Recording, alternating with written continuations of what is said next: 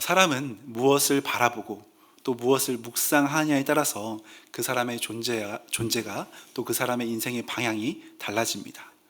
시선이 머무는 곳에 마음이 있게 되고 또 마음이 머무는 곳에 그 사람의 모습이 만들어져 간다고 할 수 있습니다. 기독교 철학자인 제임스 K.A. 스미스는 그의 저서 습관이 영성이다 라는 책에 보면 사람을 가리켜 사람은 무엇을 사랑하는가에 따라 빚어지는 존재이다 라고 말하고 있습니다. 사람은 무엇을 사랑하는가에 따라 빚어지는 존재이다. 우리가 매일 습관적으로 바라보고 마음에 두는 대상이 결국 우리의 내면을 지배하고 또 우리의 인생을 빚어간다는 그런 예리한 통찰입니다. 그렇다면 오늘날 현대를 살아가는 우리는 과연 매일 무엇을 바라보고 무엇을 묵상하며 지내고 있으십니까? 최근 뇌과학자들이 현대인들의 이 상태를 경고하면서 많이 언급하고 있는 신조어 중에 하나가 팝콘 브레인이라는 말이 있습니다. 들어보셨나요? 팝콘 브레인. 이것처럼 뜨거운 열을 가하면 팝콘이 톡톡 터지듯이 15초나 1분 이내 짧고 자극적인 이른바 숏폼 영상, 여기에 뇌가 즉각적으로 반응한다는 겁니다. 그러니까 정작 깊은 생각이나 고요한 묵상에는 무감각해져 버리는 현대인들의 뇌 구조를 말하고 있습니다.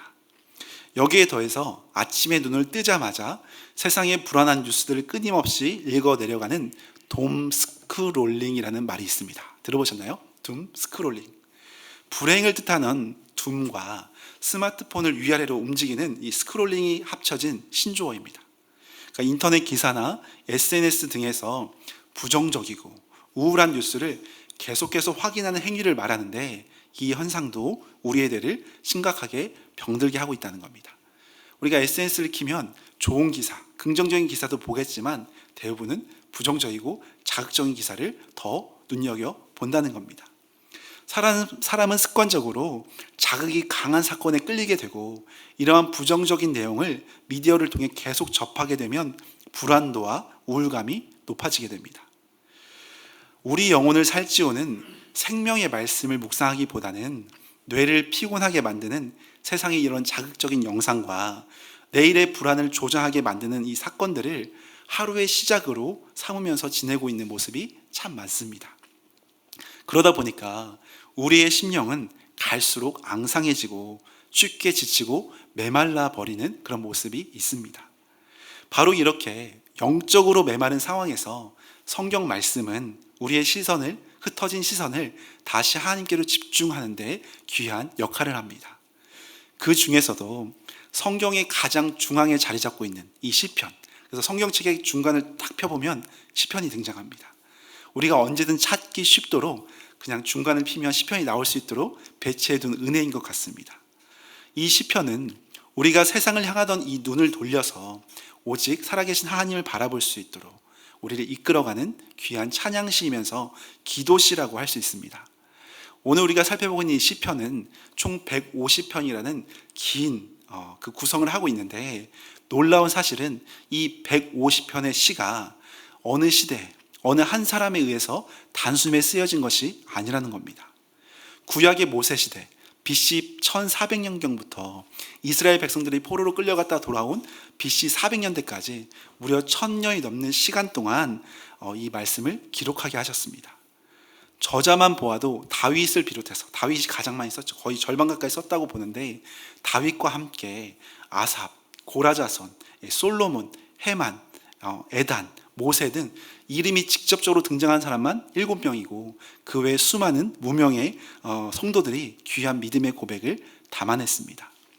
1000년이 넘는 시간 동안 직업도, 직분도, 신분도, 처한 상황도 각기 다른 수많은 사람들이 눈물 가운데, 감격 가운데 써내려가면서 이 150편의 시를 관통하는 공통점이 있습니다.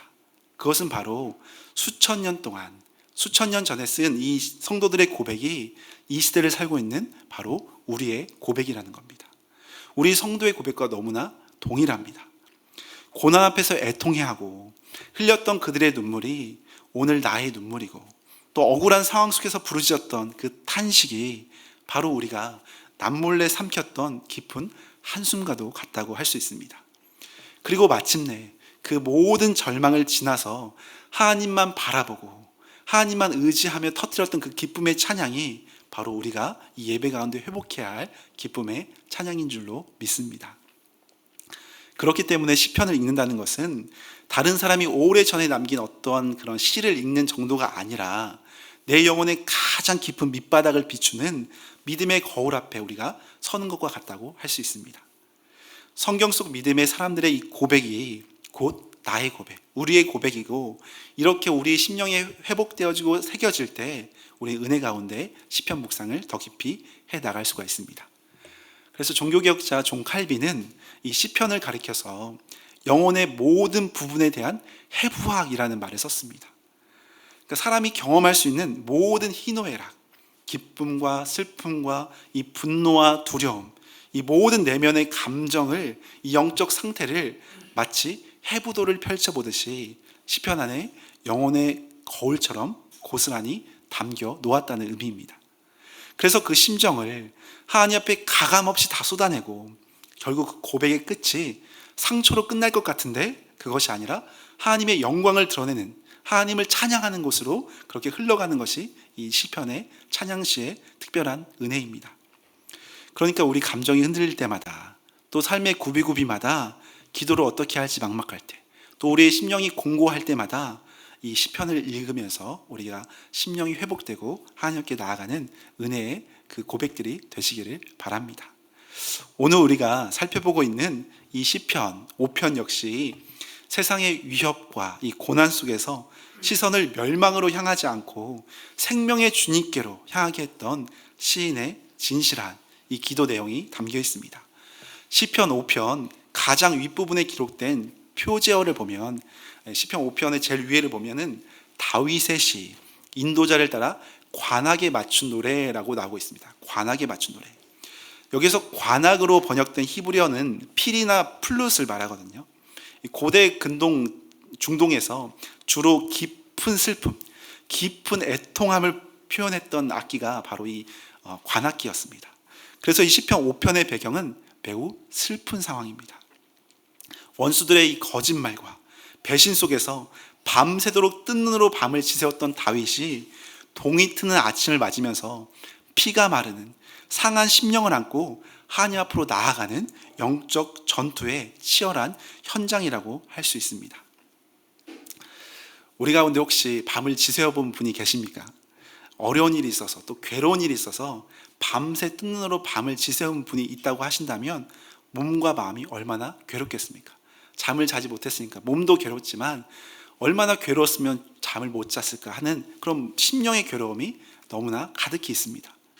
그럼에도 불구하고 오늘 본문도 그러한 애통함 가운데 피리 소리에 맞춰 고백한 내용이지만 다윗이 이 고백 가운데 하나님의 놀라운 은혜와 위로를 경험하고 있습니다. 그래서 오늘 함께 말씀을 묵상하면서 우리의 심령 또한 이러한 하나님의 은혜와 기쁨이 회복되는 시간이 되시기를 소망합니다. 첫 번째로 함께 묵상해 볼 부분은 나의 심정을 헤아려시는 하나님이십니다. 나의 심정을 헤아리시는 하나님. 1절 말씀인데요, 한번 같이 읽어보겠습니다. 시작. 여호와여 나의 말에 귀 기울이사 나의 심정을 헤아려 주소서. 아멘.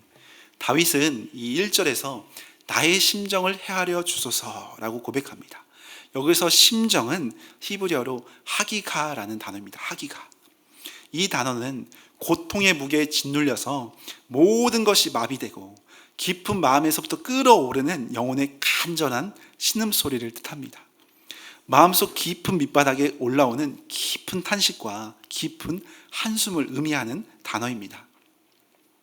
요즘 현대인들은 언어의 과잉 시대를 살고 있다 해도 과언이 아닙니다. SNS와 이 디지털 소통을 통해서 끊임없이 자기를 드러내고 증명하면서 존재감을 과시하려는 것이 현대인들의 특징입니다. 그러나 정작 삶의 어려움이 찾아오고 또 힘겨움이 찾아오면 우리는 언어의 과잉이 아니라 언어의 빈곤의 시간을 맞이합니다.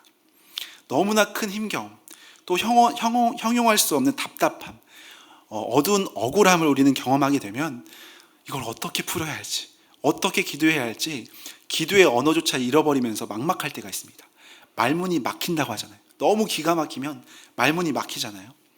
이 갑작스러운 충격이나 갈등이나 심한 스트레스가 오면 뇌적으로도 심한 과부하가 걸려서 논리적인 언어와 언어 생성이 일시적으로 급격히 저하된다고 합니다. 그러니까 영적으로도 이렇게 깊은 막막함을 경험할 때 기도가 완전히 막혀버리는 순간이 찾아옵니다. 오늘 본문에서 다윗은 그의 아들 압살롬에게 쫓겨서 반역한 그 아들 때문에 도망치고 있는 상황입니다. 그리고 사랑했던, 어떻게 보면 믿었던 그 신하 아히도벨이 배신하고 수많은 백성들과 함께 자기를 죽이려고 하는 절망의 상황에 있습니다. 그는 지금 왕궁에 앉아있는 상황이 아니라 도망치듯 맨발로 기드론 시내를 건너서 정말 기가 막힌 상황 가운데 말문이 막히는 그런 절박한 상황에 그는 서 있는 상황입니다. 여기서 우리가 다윗과 같은 상황을 생각할 때 이런 질문을 할 수가 있을 것 같습니다.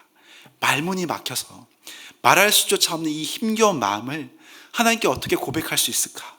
하나님이 어떻게 알아주실 수 있을까 하는 문제입니다.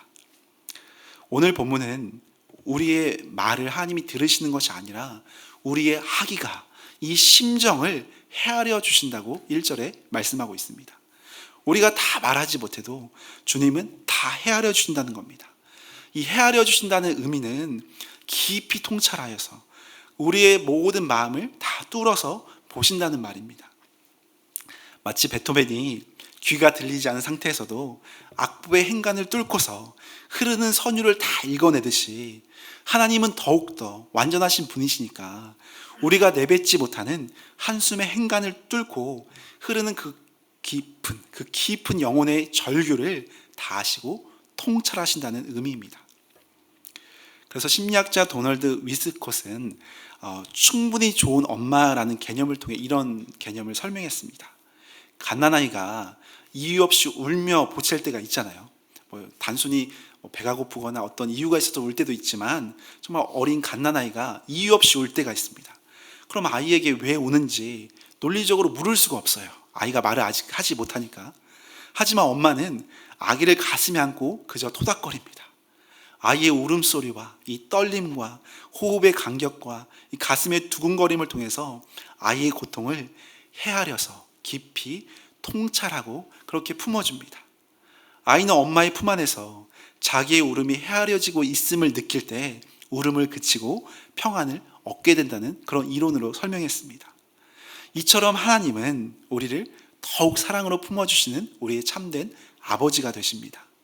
주님은 우리에게 네가 왜 우냐고 정확히 말해보라고 똑바로 말하라고 우리를 논리적으로 몰아세우는 차가운 분이 아니십니다. 하나님은 우리가 말문이 막혀서 침묵 속에 흐느낄 때도 우리를 그저 사랑으로 안으시면서 우리가 다 내뱉지 못하는 우리의 심정, 그 하기가의 신음의 소리를 온몸으로 다 듣고 알고 계십니다. 그래서 실존주의 철학자 하이데거는 인간을 가리켜서 불안 속에 던져진 고립된 존재라는 표현을 사용했습니다. 불안 속에 던져진 고립된 존재. 그러니까 우리는 홀로 고립된 것 같은 불안한 심령이 언제든지 찾아오는 참 연약한 존재입니다. 그래서 힘겨운 마음을 다른 사람에게 다 전하고 싶어도 아무리 친밀한 사이라 할지라도 내 고통과 내 아픔을 100% 다 전할 수는 없습니다. 이것이 인간관계 이 땅에서의 한계입니다. 내 어려움의 마음을 다 전할 수도 없고 저 상대방의 아픔을 내가 다 받아들일 수도 없습니다. 그러나 다윗은 이 처절한 고난 속에서도 하나님만이 내 심정을 깊이 다 헤아려 주실 수 있는 유일한 분임을 알고 기도했습니다. 하나님은 우리의 기도가, 우리의 고백이 얼마나 논리적으로 준비되었는지 냉정하게 평가하면서 들으시는 분이 아니십니다. 오히려 우리가 숨기고 싶어하는 그런 마음이 있잖아요. 때론 민망해서 이걸 꺼내기도 힘겨운 마음들, 차마 어떻게 표현할 수 없는 수치스러운 마음들, 다 말로 표현하면 오히려 괴로울 것 같은 그 슬픔의 아픔들을 우리의 있는 모습 그대로 다 알고 계십니다. 이것이 왜 우리에게 소망이 됩니까? 사실 우리는 자기 자신을 다 이해하지 못할 때가 참 많습니다. 나는 왜 이럴까? 아니, 내 삶에 왜 이런 문제가 생기지? 난 도대체 어떻게 해야 할지라는 방황스러운 마음이 누구에게나 찾아올 수 있습니다. 이럴 때 하나님은 우리의 마음을 나보다도 잘 아시고 헤아리시는 유일한 분이시라는 겁니다. 그러니까 우리는 고난의 파도에 휩쓸려서 정신없이 지낼 때도 있겠지만 하나님은 우리의 어떠한 풍랑 속에서도 우리의 중심의 심정을 정확히 알고 헤아리시고 다가오시는 분이라는 겁니다. 오늘 본문에서 다윗이 슬픈 이 피리 소리에 자신의 아픔을 주님께 올려보냈듯이 우리의 그 말할 수 없는 심정을 주님 앞에 그대로 다 우리가 올려드리는 귀한 예배 시간이 되기를 소망합니다. 혹시 우리의 기도가 나오지 않아서, 또한 기도를 별로 해보지 않아서 뭐라 고백해야 할지 모르는 그 순간 속에서도 주님은 우리의 마음을 다 아시고 성령을 통해서 우리의 신음을 어루만지시며 우리를 품어주시고 사랑으로 이끌어 가십니다.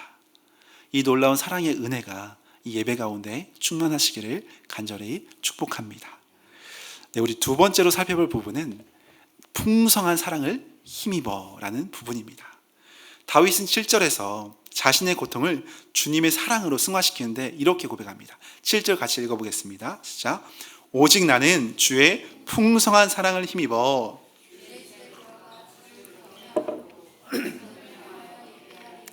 아멘. 풍성한 사랑을 힘입어 주를 경외하며 주님을 예배하리이다. 하나님께 고통을 쏟아내던 이 다윗이 이제는 하나님의 임재라는 거룩하신 은혜로운 성소로 들어가고 있습니다. 여기서 다윗이 성전으로 나가는 방법을 살펴보면 먼저 다윗은 그의 풍성한 사랑을 힘입어서, 이 풍성한 사랑은 헤세드거든요. 히브리어 원어로는 헤세드의 사랑, 이 사랑을 힘입어 주의 집에, 하나님의 성전으로 들어가고 있습니다. 여기서 힘입다는 것은 풍성한, 넘쳐난 사랑을 힘입는 것을 말씀합니다.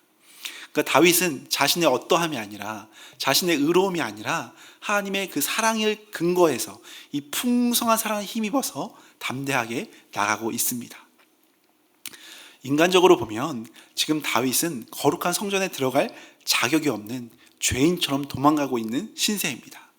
그러나 그의 초라함보다 하나님의 이 사랑, 풍성하신 사랑, 헤세드의 사랑이 훨씬 더 완전하기 때문에 그는 담대함으로 주 앞에 나아갈 수가 있었습니다. 여러분은 기도의 자리에 나아갈 때 혹시 어떠한 마음으로 나아가시나요? 물론 기쁜 마음으로, 하나님을 만나고 싶은 간절함으로 나아가시는 분도 계시겠지만 혹시 나도 모르게 내 스스로 세운 기준으로 자신을 혹시 점검할 때가, 또 기준을 세워서 무겁게 할 때가 있지는 않으십니까? 내가 이런 죄를 범하고도 어떻게 하나님의 앞에 나가 기도할 수 있는가? 내가 이토록 부족한데 평소에 하나님을 찾지도 않다가 내가 필요할 때 어떻게 하나님의 성전 앞으로 나아갈 수가 있을까? 하물며 내가 어떻게 기도하는지도 모르는데 어떻게 하나님께 나아갈 수 있을까 하는 막막한 이 죄책감이 우리를 짓눌러서 우리가 하나님 앞에 나아가는데 방해하고 있는 모습은 혹시 없으십니까? 그러나 다윗이 발견한 은혜는 이것이었습니다. 나의 죄보다, 나의 연약함보다 나를 향한 하나님의 풍성하신 이 사랑, 헤세드의 사랑이 훨씬 더 크고 완전하기 때문에 담대하게 그가 나아갔던 겁니다. 여기서 말하는 이 헤세드, 풍성하신 사랑은 깨어질 수 없는 하나님의 약속된 말씀, 하나님의 완전하신 말씀을 그 근거로 영원토록 확고한 하나님의 완전한 사랑을 의미하는 단어입니다. 마치 거대한 바닷물이 광활한 대지를 둘러덮듯이 우리의 허물을, 모든 연약함을 다 둘러덮으시는 거대한 은혜의 파도라고 할 수 있습니다. 우리도 이렇게 은혜의 자리에 앉아 있는 것 자체가 어떻게 보면 우리의 결단이나 노력처럼 보일 수 있겠지만 사실은 우리를 포기하지 않으시고 끝까지 사랑으로 찾아오시는 하나님의 완전하신 사랑 덕분에 우리가 이 믿음의 자리에 있는 줄로 믿습니다. 물론 우리가 마음속으로는 오늘 교회 가야지, 오늘은 특별히 온성교회 한번 가봐야지 라는 생각으로 나왔을 수도 있습니다. 그렇지만 근본적으로 우리 가운데 그 마음을 주시는 분, 또 우리의 발걸음을 인도하시는 분, 또 우리의 모든 상황을 이렇게 나올 수 있도록 인도하시는 분은 우리를 가장 사랑하시는 하나님 아버지라는 겁니다. 저도 말씀을 준비할 때마다, 예배를 준비할 때마다 얼마나 깜짝깜짝 놀랄 때가 정말 매주 있는 것 같아요. 그냥 말씀을 준비할 때마다 그 말씀의 적용이 다른 사람이 아니라 항상 저에 대해서 하나님이 파고들기 때문입니다. 내가 이렇게 연약한 모습이 있었는데 이러한 말씀을 준비해도 되는가? 그런데 그 말씀을 준비하고 묵상할 때마다 저의 심령을 파고들어서 너부터 얘기하라고, 너부터 주 앞에 엎드려 나아가라고, 얼마나 저를 주 앞에 사랑으로 다시 회복시켜 주시는지, 주님 저같이 부족한 자가 어떻게 라고 나갈 때마다 주의 사랑으로 둘러 덮으시니까 담대하게 이렇게 나오게 되고, 또 은혜 가운데 나아가는 이 모습이 얼마나 하나님의 은혜인 줄로 모르겠습니다. 그러고 나서 예배를 끝나고 나서 가끔 성도님들의 고백을 듣게 되거든요. 어느 성도님이 오늘 예배를 통해서, 또 말씀을 통해서, 또 한 주간의 삶을 나눔을 통해서 듣게 될 때마다 하나님의 이 놀라운 사랑이 합력하여 선으로 이끌어 가시는구나 라는 그 놀라운 손길과 사랑을 경험할 때마다 정말 하나님의 완전하신 사랑에 압도되어서 감히 하나님의 놀라운 사랑을 다 측량할 수 없구나라는 생각을 자주 하게 됩니다. 그러니까 우리 모두는 특별한 하나님의 사랑을 받은, 이 헷세대의 사랑을 받은, 특별히 은혜 받은 행복한 주의 자녀임을 기억하시기를 바랍니다. 더 나아가 다윗은 7절 하반절에 보면 주를 경외함으로 성전을 향하여 예배드리이다 이렇게 고백하고 있잖아요. 여기서 경외한다는 것은 단순히 두려움 정도가 아니라 내 존재가, 나의 연약한 모습이 하나님의 이 거대한 완전하신 은혜 앞에 압도되어 말할 수 없는 감격적인 상태, 어떻게 이렇게 나를 사랑하실까 하는 감격의 상태를 의미하고 있습니다. 다윗은 도망자 신세였지만 마음만큼은 이미 하나님이란 거대한 임재 앞에 서 있던 상황이었습니다. 그러니까 우리는 성전이라는 이 건물, 어떤 건물, 또 오늘날로 치면 교회 건물로 우리가 생각하기가 쉽습니다. 그러나 신약의 관점에서 보면 이 성전은 우리를 위해 자신의 몸을 아낌없이 내어주신 예수 그리스도, 성전 자체이신 예수님을 의미합니다. 예수님께서 십자가에서 숨을 거두실 때 구약의 성소의 휘장이 위에서 아래로 찢겨지면서 예수 그리스도가 온전히 우리 가운데 찾아오셨습니다. 이 사건은 이제 누구도, 그 어떤 죄인도 자신의 어떤 모습과 상관없이 예수 그리스도라는 그 거대한 사랑, 완전하신 성전 앞으로 우리가 담대하게 나아갈 수 있음을 말씀해주는 은혜의 선포였습니다. 혹시 요즘 여러분이 하나님 앞에 나아가는데 주저하게 만드는 것이 있다면 그것이 혹시 무엇입니까? 나의 상처입니까? 아니면 나의 죄악입니까? 아니면 습관적인 게으름과 연약함이십니까? 오늘 다윗의 고백을 우리의 고백으로 삼으셨으면 좋겠습니다. 우리의 자격이 정말 빵일지라도, 우리의 공로가 아무것도 없을지라도 우리를 둘러 덮으시는 하나님의 사랑, 이 압도적인 은혜, 이 헷세대의 사랑이 100점 만점을 넘어서 무한대의 사랑으로 우리를 둘러 덮고 있다는 사실입니다. 그러니까 하나님은 우리의 죄를 보면서 밀어내시는 분이 아니라 주님의 풍성한 사랑을 힘입어서 더 가까이 나에게 나오라고, 내가 너를 만나기를 원한다고 하시는 그 사랑의 주님이십니다. 우리의 모든 상황과 문제보다 훨씬 크고 이 완전하신 풍성하신 하나님의 사랑을 힘입어서 우리 또한 주님 품 안에 더 가까이 나아가 주님을 향하여 예배하는 참된 예배자로 살아가시기를 간절히 축원합니다. 마지막 한 가지만 살펴볼 텐데요, 영원한 즐거움에 대한 부분입니다. 1절에서 차마 말로 표현할 수 없는 탄식으로 주 앞에 그 심정으로 나아갔던 기도가 앞서 7절에서 주님의 풍성한 사랑을 힘입어서 이제 11절 마무리에는 기쁨의 고백으로 변화되는 모습입니다. 11절 한번 같이 고백해 보겠습니다. 시작. 그러나 주께 피하는 모든 사람은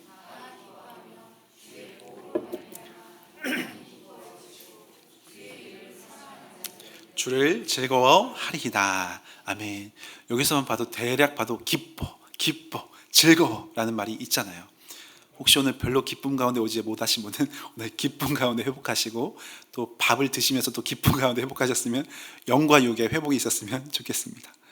여기서 나오는 기쁨은 상황이 다 해결된 결과에 대한 기쁨이 아닙니다. 다윗은 여전히 도망자 신세고 여전히 도망치고 있는 원수들의 그 핍박을 피해 도망치는 죽음의 위기에 있습니다. 그런데도 다윗은 영원히 기뻐 외치겠다, 즐거워하겠다라는 기쁨을 표현하고 있습니다. 존 파이퍼 목사님은 이 기쁨을 가리켜 이런 고백을 했습니다. 하나님이 우리를 보호하시는 궁극적인 목적은 우리가 단순히 이 땅 가운데 생존하게 하시려는 것이 아니라 하나님 안에서 최고로 즐거워하도록 만들기 위함이다 라는 고백을 했거든요. 우리를 보호하시는 궁극적 목적은 하나님 안에서 최고로 즐거워하도록 하기 위함이다. 하나님은 우리에게 안전한 울타리, 방패를 주시는데 그치지 않고 그의 사랑 안에서 우리가 하나님이란 최고의 은혜를 누리며 마음껏 즐거워하도록 우리를 부르시고 초대하십니다. 그래서 우리가 잘 아는 웨스트민스터 소유의 문답 제1문에도 보면은 이런 말이 나옵니다. 제 첫 번째 질문, 사람의 제일 되는 목적이 무엇입니까? 이렇게 질문하고 대답이 이렇습니다. 사람의 제일 되는 목적은 하나님을 영화롭게 하는 것과 영원토록 그를 즐거워하는 것입니다. 그러니까 우리는 내가 원하는 것이 이루어질 때, 내가 원하는 것이 잘 성취될 때 즐거움과 기쁨이 찾아온다고 생각합니다. 그렇잖아요. 내가 원하는 게 잘 되면 기쁘고 얼마나 즐거워요.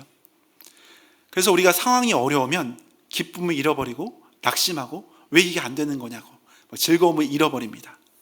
그러나 성경이 말하는 참된 기쁨은 주님을 피난처로 삼는 기쁨입니다. 그래서 주님께 죽게 피하는 모든 사람은 다 기뻐하며 라고 11절에 말씀하고 있습니다.